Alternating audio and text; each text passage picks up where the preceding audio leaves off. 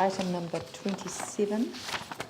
Report Parks So and item Reserves bylaw. 27 is the Parks and Reserves bylaw, and to a degree there are some links also with the traffic and parking bylaw as well. So clause 2.4 outlines the changes to the previous bylaw, and we've included a new clause relating to Hagley Park, and I'll come back to that in a moment. There are amendments to clause 9 with respect to vehicles and parking reserves. A part deletion in the clause in respect of scattering or burial of ashes, and an amendment to this same sort of area as well. I think just with the Hagley Park side of things, we had a number of submissions on Hagley Park, and most of them related to trying to incorporate a reference back to the management plan for Hagley Park. And I think if I could just flick you over to page 223.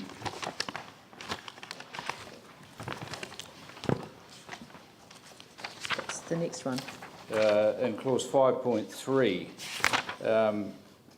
we sought some legal advice on this matter, and the second half of that paragraph sort of concludes that a reserve management plan does not have a higher status than a bylaw, nor should it be given a status that is necessarily equal to a bylaw.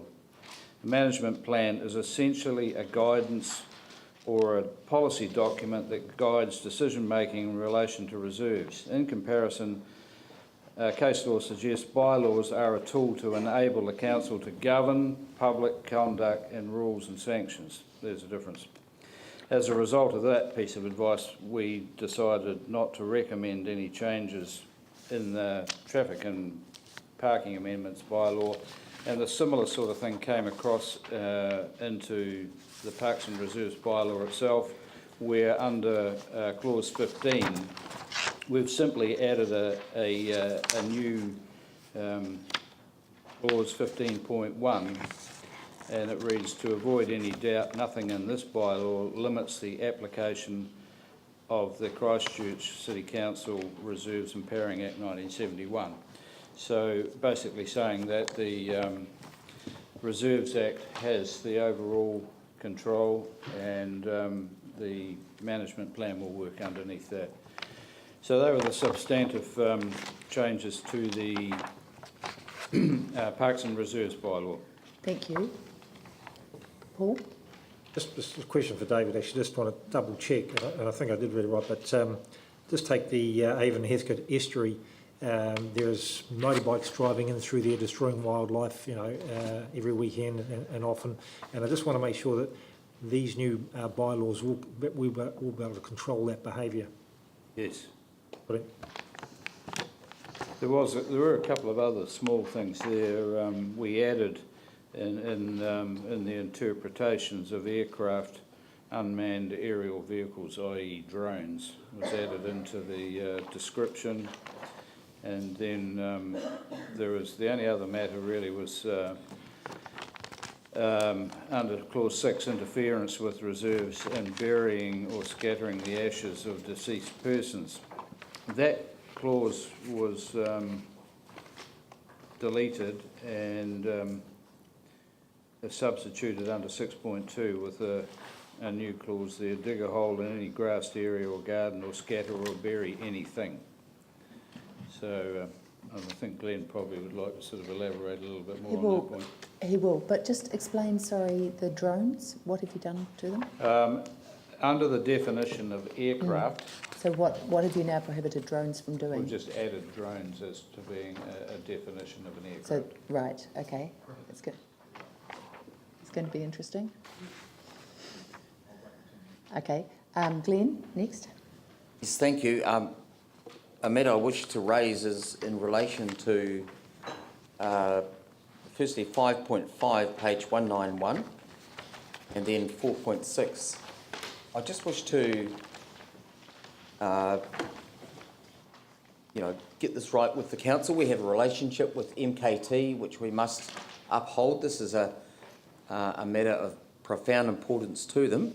So my view, and you'll see I voted against this part of it, is that we need to be very clear in the formation of this bylaw that the wishes of MKT are conveyed. You'll see under 4.6 that in the enabling of the scattering of ashes in public places, the council would actually alienate Ngāi Tahu whānau from parks and reserves, as they'd be indefinitely bound in those parks or reserves by the same protocol that apply for a designated burial site. So it's a matter we have to take quite seriously, and so process-wise and in terms of content of the bylaw, I think we just need to get this one right. I respect David, if he has a different view, that's fine, but... If we wanted to adopt all bar one of the recommendations, what would happen?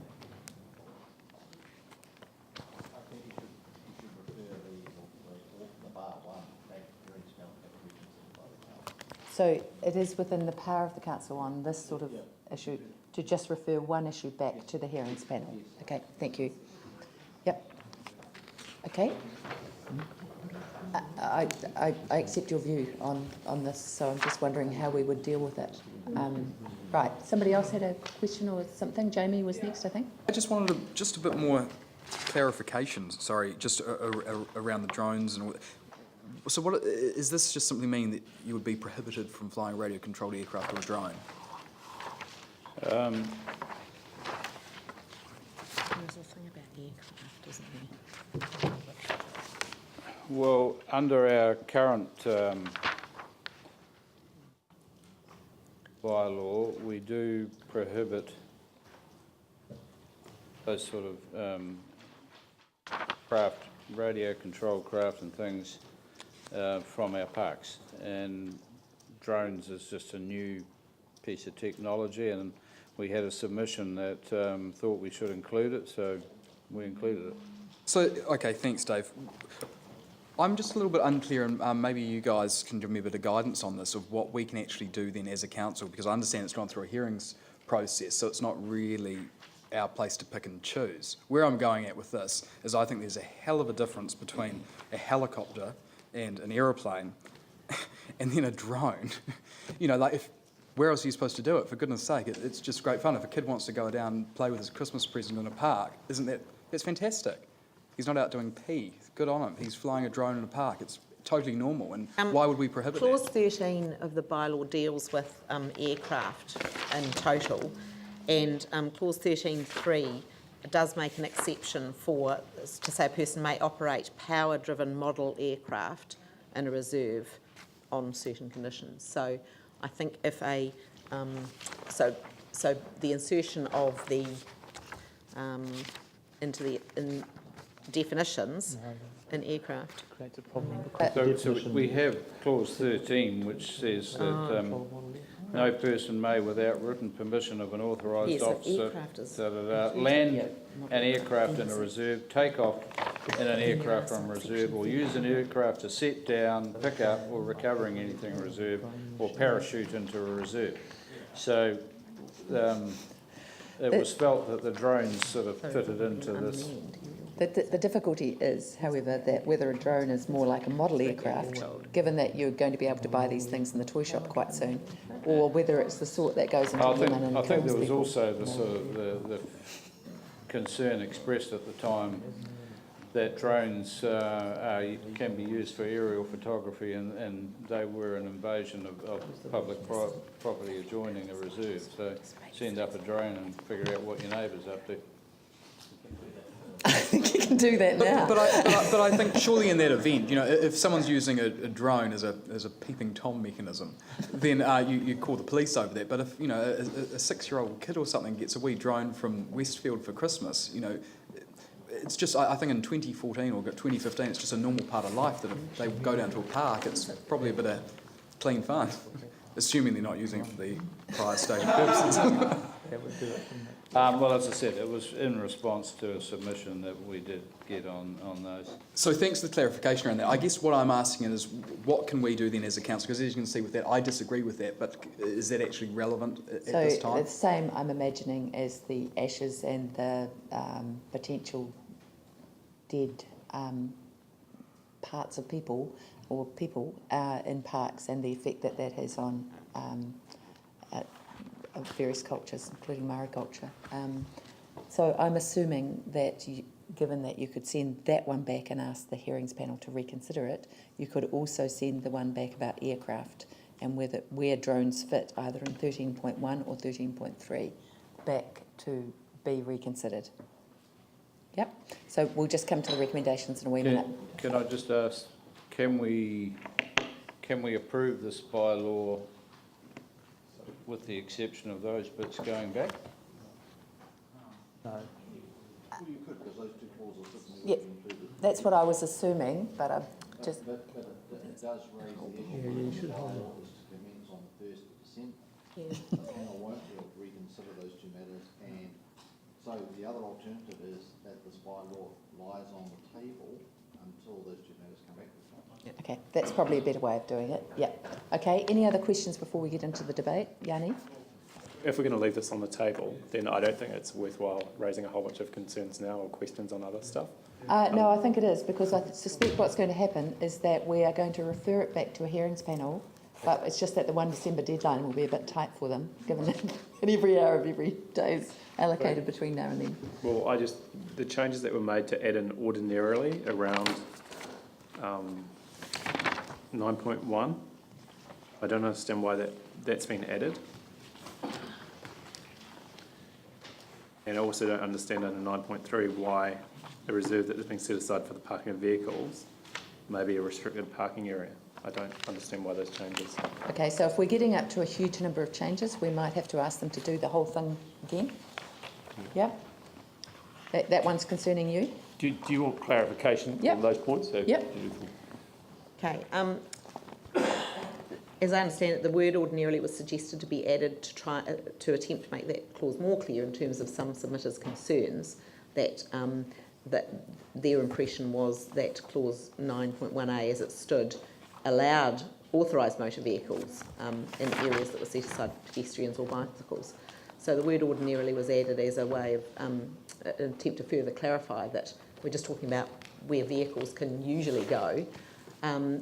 The clause as it stands, the clause without the word ordinarily is in the bylaw currently, but without the term shared paths. So basically that clause is already in the bylaw without the word ordinarily and without the word shared paths. So if the council don't consider it adds anything to the clause, then it would still be interpreted in the same way without that word. So what I was really trying to understand is so if you look at Hagley Park, you have a whole bunch of vehicles that go on during rugby games that just drive over the grass, park on the side of the road, on the side of the park near the sports fields, and it would seem to me that that's probably not something that you'd want to kind of legitimise. I mean, it might happen on a one-off basis. That's done as a temporary, under temporary parking Right. provisions, I think, in the... So cars parking around Hagley Park, for example, on the grass verge, that's ordinarily. Does that mean that it's okay, or what does that mean? I think Yanni's trying to make it harder and he's concerned that this makes it easier. Yeah. No, it doesn't make it easier. It's clear that But the it's start of that designed clause to says make no it harder. person may take, ride or drive any vehicle into or on any reserve except in areas where vehicles are allowed, or if the word ordinarily is in there. Ordinarily, what I'm worried about is, so if you looked at the verges around Hagley Park, which I think is a really good example, so people aren't supposed to park there, but they do park there all the time. It's a very good point. So I'm just kind of, to me, ordinarily doesn't help because it actually reflects a kind of behaviour rather than a certainty. So The word can be removed. It was suggested in an attempt to meet the submitter's concerns that it wasn't clear enough. But what if you just put are legally allowed? Is that, what's the problem with doing that? So it's really clear. We can't amend this. Well, can I ask that yeah. when it goes back, that's something that's considered? You can when we get to that, yep. Because I think the aim was the same as what you're trying to do, but the outcome might be that it weakens it, yep. And 9.3, can we just get a response as to what you're trying to achieve there? Yeah, So I'm not clear. So long as they put themselves in as good a position as the hearings panel. And Chair, where you've got minor changes which are really not changing, not substantially undermining the deliberation of the hearings panel, and really are minor changes, and the council is happy that it's satisfied it has enough information to make them, such as the removal of the word ordinarily, I don't think that's a matter that substantially needs to go back to be reconsidered by the hearings panel. Okay, I'm actually taking the legal advice from the Yep. lawyer, but we've now got 3 major changes that people are suggesting. So I'm thinking if this was the only one, I'd probably take your advice on that, because the intent was exactly where Yanni is wanting to go. But we've now got 3 fairly substantive changes that I suspect are going to be passed. I think this is likely to go back to the hearings panel, but I might be wrong. What can I just clarify though? Is this bylaw, is the changes that we were looking at in item 32 This predicated? bylaw doesn't affect. It doesn't affect it? Okay, thank you very much. Thank you. Are there any other questions? There was a question from Yanni. Can you explain 9.3? The change Yeah, to sorry, 9.3, thank you. What was the concern with this clause? In a reserve that has been set aside for parking of vehicles may be a restricted parking area under the traffic and parking bylaw. So what's The it intent actually is to doing? clarify that an area that's already set aside as a parking area in a reserve can also become, under the traffic and parking bylaw, a restricted parking area, which will allow the council to issue infringement notices to people in that area. So it doesn't allow the council to, under this bylaw, create parking areas and reserves. It just says if an area has been set aside as a parking area, the council could then turn it into a restricted parking area for the purpose of issuing infringement notices, because some parking areas and reserves have time limits on them, and so the council would like to be able to enforce. Okay, any other questions before we get Tim? There was a question or a debate? Would this allow us, so when we set aside an area for one of the major events in North Hagley Park, for instance, and we've set aside a temporary parking area for whatever Pascal Sparks, whatever it is, would that allow us to issue a ticket if, for instance, a car has parked under a tree or where it's not meant to? I'm sorry, I can't answer that. I'm not completely clear on whether or when the temporary parking areas are set up on the reserves, whether that's done under the traffic and parking bylaw or if that's done under the management plan arrangements for the reserves. So I can go away and check that though for you. Questions? Have we got something, are we getting beyond the point of just, do you want to just refer these clauses back and the ordinarily, or do you want to send the whole thing back? What do they need to do? Peter? Send the whole thing back. So would it be more sense, Glenn and Pauline, to send the whole thing back for a rehearing? Or that doesn't have to be the same hearings panel, does it? Further deliberations, and then the panel can work out whether they need any more information or to hear from anybody else. Okay, so the recommendation should be, Well, I think the council should identify the 3 elements, the aircraft and the active and the word ordinarily. ordinarily. Okay, so that we refer it back in particular around those 3 clauses. The other one was the one. We're only referring, in our deliberations, we'll only be considering Those 3 3 items. issues. Yeah. Is that okay? That's good. Is there anything else you want to include in that? If not? Yep, sorry. It was just an expansion on the drones there. I just wanted to say, because I do apologise for this, because you guys have done a huge job there and I really appreciate it, and I'm sorry, it's just I fundamentally think the place for flying a wee radio-controlled aircraft is the park. We've got the drones in there. So I wanted to just add, and radio-controlled model aircraft. Yep. You got a helicopter for Christmas last year. Never you mind. No, it'll be the toy of choice this Christmas, a drone, yeah. Okay, right, is that what councillors Livingston and Cotter still want to move? It's 9.1. You okay with that, Dave? Yeah, fine. Yep, okay. So shall we have councillors Livingston and East moving that? Well, I don't think it's appropriate. Okay, As the- okay, shall we have councillors Cotter and Goff moving and seconding? Okay, Just want to correct that, it's clause 9.1 ordinarily, not 9.3. sorry, The ordinarily is in 9.1, not 9.3. thank you. Thank you. That's awesome. Right, nothing else? So we're happy with this now? Okay, can I put that amendment?